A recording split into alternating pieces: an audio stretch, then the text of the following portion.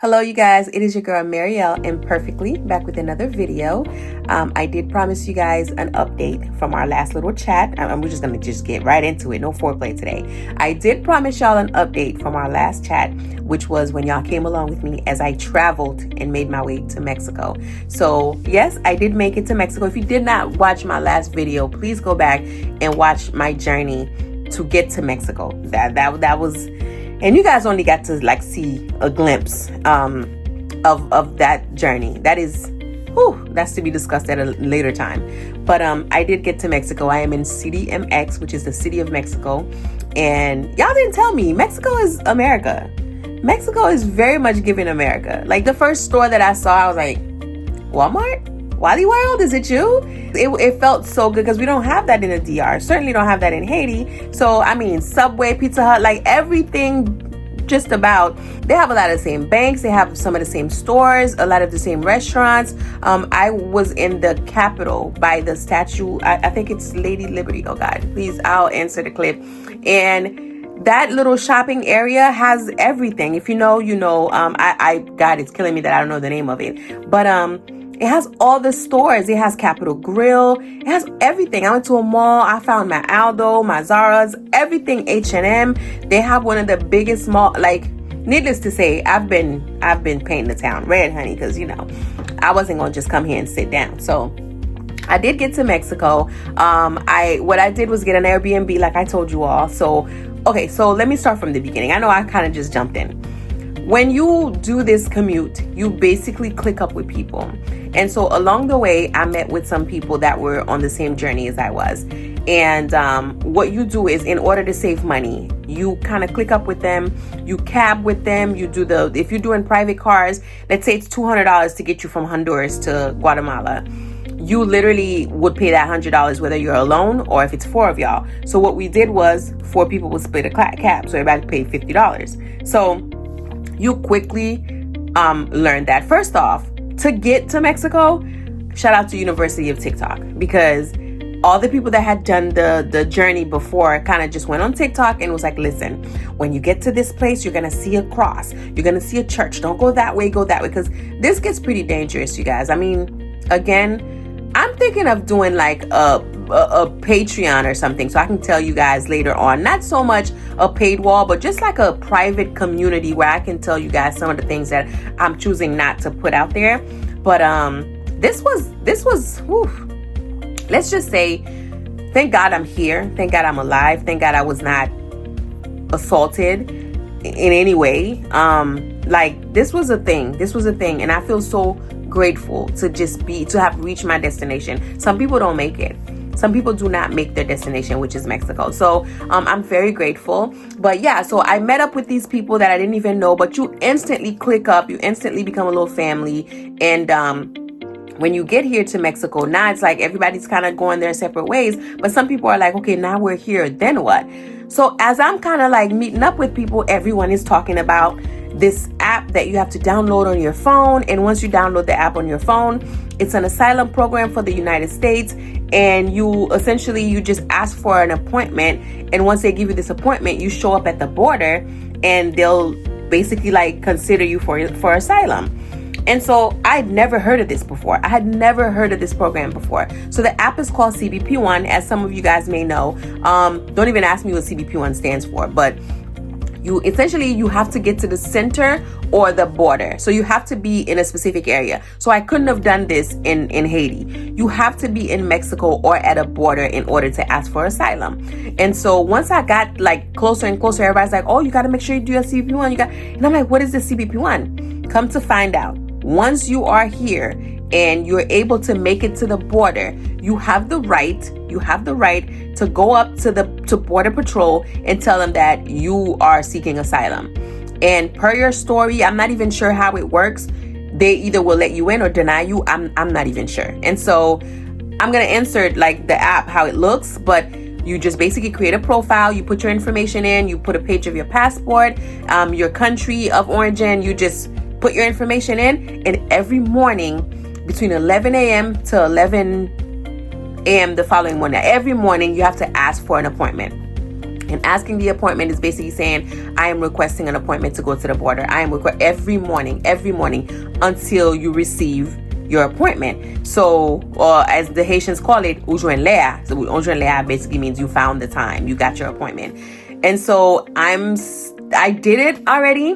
But you guys know, I'm not really expecting to get an answer because I've been there. I got deported before, so I don't know how this would work. But for some reason, I went ahead and I did it. So I don't know. We'll see. My plan was to come to Mexico and look for work. Okay, quick interlude, you guys. So when I say my plan was to get to Mexico and get to work, that's just naturally the next course of action when you get to a new place. You need to be able to work and sustain yourself. I did not just leave Haiti because I hate my country and don't want to live there and I'm just on this world tour. I left Haiti for a very specific reason. My life was virtually threatened. Like, I almost lost my life on several occasions. I'm choosing not to share that part of my life as of right now, but I did not just leave Haiti to just be on a world tour. So just to be clear, I've been looking for work. I have been going to the embassy. It's called the COMAD. When you go there, basically they take your information and supposedly they're supposed to give you like a residency for a year. But what's been happening, there's so many people, you all. There's so many people are coming from Africa, Europe. You name the country, people are traveling from near and far to get to the border for this thing. So again, Nicaragua, who knew this is all bigger than me. I had no knowledge of this. Nicaragua, Honduras, Guatemala, all those countries I told you guys about in my last video, they basically are giving you the pathway for you to get to Mexico and get to the border and ask for permission, and then you can enter the US legally. Now, what happens after that, how they vet you, I'm sure they fingerprint you and see, whether or not you have any, record, which that's why I'm kind of like, I don't even think I'm going to go through with it, but everybody's like, you should do it. So I did it. But, so upon getting here, I've been doing those things I told you guys I was going to do. I've been looking for work. I have been doing a little bit of sightseeing. This is kind of like a vacation, but not really. I did get an Airbnb. So it was a few of us. So we got a 3-bedroom apartment. And so we basically are splitting everything. I mean, life is so much easier when you split everything. So we're splitting food. We're splitting the cost of the Airbnbs. When we go out, we're splitting everything. So it's been pretty cool so far. Again, my plan is to kind of branch off and do my own thing. I'm thinking about going to Cabo. I might go to Cancun. I might go to Tulum. I don't know. Everybody's kind of here focused on the CBP1 thing, but I'm kind of just like, I need to go beachside. I need to go to like the touristy areas, which CDMX is the capital, I believe. So it's very city. I would rather be in Cabo. I would rather be in Tulum. I would rather be in Cancun, where people actually travel to come to, to vacation. So I'm still deciding. I've been here for about 3 weeks. I'm still trying to decide what it is that I'm going to do. Meanwhile, trying to figure out the CBP1 thing. So yeah, so you guys, that's basically what I've been up to. What is CDMX like? America. It's very much America, just with a bunch of Mexicans, with a bunch of very short Mexican people. Y'all know Mexicans are short. I love you. And of course, they speak Spanish instead of English. But yeah, so we go to the market. I like their markets. We were looking for places to buy food. So Walmart seemed to be like the only thing that I knew. So I would go to Walmart and buy food, but it got a little expensive. And so I started asking this cab driver, like, where do the locals shop for food? And they told us, no, they have these markets on certain days, like on Mondays and Tuesdays, they'll have this market at XYZ. And so he took us to one, and everything is out. I'll insert some clips. The meats, everything, vegetables, everything is out. Like it's out, and you pick what you want and they weigh it. So everything is per pound, and you pay, per pound. It's interesting. It's different. What else? I've been around Mexicans, so this is nothing foreign. It is weird though, when certain towns, because I booked my Airbnb based on reviews and based on, I want it to be somewhere nice. I've never been in a place where I was walking down the street and I was looked upon like, oh wow, a black person. Like, they just knew we weren't from around there. Like, it was so weird walking down the street and just getting stares.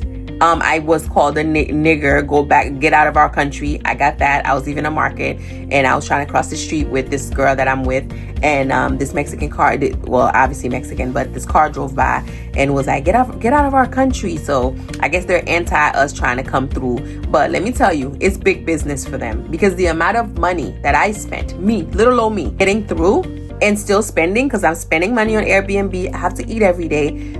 Trust me, like, this is big business for Mexico. We even went through someone's yard where, like, to get, like, I mean, it's like a puzzle trying to get through where you need to go, shortcuts. You got to avoid immigration in some areas. You have to just avoid the cartel.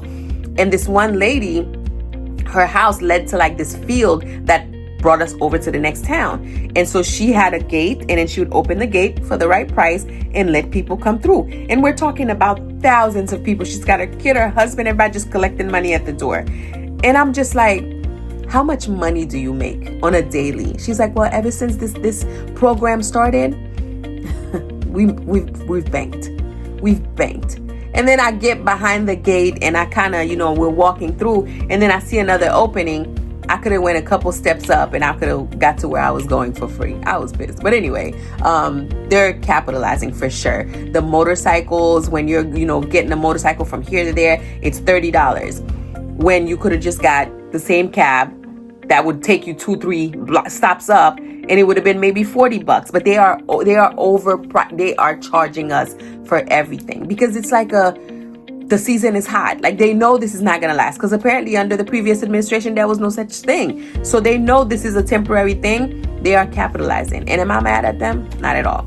So I just wanted to come in, guys, and give you guys an update. Again, I'm safe. I'm okay. I am going to follow up with you guys about the CBP1 thing, because I know nothing about it. Till now, I'm just like, okay, once, let's say I do get this appointment, if they even give it to me, because I don't know, I put my information in, my passport and my name and everything. What if they see me and it sends some sort of red flag? So you can do the application thing. You can do it as a group, or you could choose to do it solo. So obviously, for obvious reasons, I did it by myself. I told everyone that I was with, because when they hear me talking to my children, they're like, how come you speak English? And I'm like, so I kind of have to tell them the story. And a lot of people are like, oh, you're a deportee, because as you guys know, being deported is like like scarlet letter A on there, like, oh, you were deported. So a lot of them are judging, I'm sure, but it is what it is. I've been somewhat of a guide to them, because I do speak the 3 languages. So a lot of people who came straight from Haiti and never spoke Spanish were having a hard time communicating. So throughout the way, I was like the leader. I was speaking in Spanish to the Mexicans. I would speak English to some of the guards. So they a lot of people gave me a lot of respect on the way. So even now, they really look up to me. They call me Mama Love. Like, they really look up to me. Mama Love, there's a story behind that name. I will tell you guys later. There's a lot of things that I want to tell some of you all, just not all of you, because some of y'all are judgy. So Mama Love, there's a reason they call me that, but again, we'll talk about that another time. But yeah, so they give me a lot of love and respect. They look up to me. If I say let's go left, we go left. If I say let's go right, we go right. I was able to like get money from them, as far as like people doing transfers. So like Western Union would crash, CAM and all the other money transfers, unit transfer would crash, because so many people are receiving money from everywhere. So if someone was sending you $100, they would have to get in line at like 3 o'clock in the morning to wait, be the first 5, because they could only give money to 5 people, because the banks were running out of money. So I happen to have Cash App, Zelle, I'd have my debit card. So I would have people deposit money in my US debit account, and I would take it out of the ATM for them. So I mean, and I for the longest, I didn't charge them anything. I was just like, sure, I'll get it out for you. And then someone was like, do you know how much? Like, they take 20%. The people who do this for a living take 20. So for every $100 that someone sends someone, you literally could make $20 off of it. When I tell you guys, I got so many Zelles in the thousands. And I was like, no, I'm not going to do that, because this person, poor thing, is waiting on $100. Like, that's not even going to go far. But listen, that's neither here nor there. What else is going on in Mexico? Tacos. I'm eating a lot of tacos. I'm tacoed out. But they do have this pork taco that they do. It's on the side of the road. And then Mexicans, they don't use gloves. They just kind of take the meat with their hands. yeah, so the taco's really good. It's really good. They do it on like a piece of like a tree trunk that it's so funny. I'm gonna try to find a video. A tree trunk where they just cut the meat. It's delicious though. It is seasoned to the gods. But again, no gloves. Pray for me. I am Haitian, meaning my intestines are built different. We don't coronavirus killed like 3 of us in Haiti, so we're good, but it's just so yeah, so that is Mexico so far. You guys, I promise I'm not gonna stay away long because I have to keep updating you guys on what's going on. So I've been here for about 3 weeks, and I'm still deciding what I'm gonna do. I still haven't gotten my papers yet, but I am here.